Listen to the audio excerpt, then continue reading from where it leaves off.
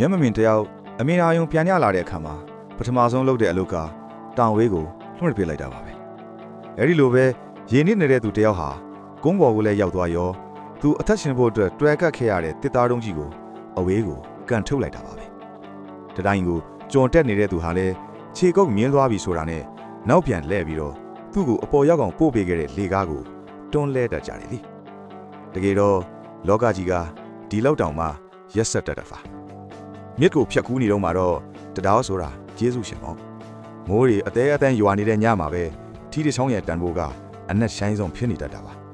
ဒါကြောင့်အတိတ်ကတန်ရောစင်တွေကိုအရင်တီးပြီးတော့လူတဘာဝကိုသွားပြီးမဆမ်းပါနဲ့လူတဘာဝဆိုတာကအမှတ်အတွေ့တွေကိုအတိအမှတ်ပြုနေတာမျိုးမဟုတ်ပဲ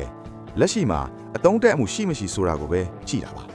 မင်းမှာအတုံးချစရာနေရာမရှိတော့ဘူးဆိုရင်တော့မင်းအရင်ကဘလောက်ပဲပေးဆက်ခဲ့ပါစေဘယ်သူမှမှတ်မိနေမှာမဟုတ်တော့ဘူး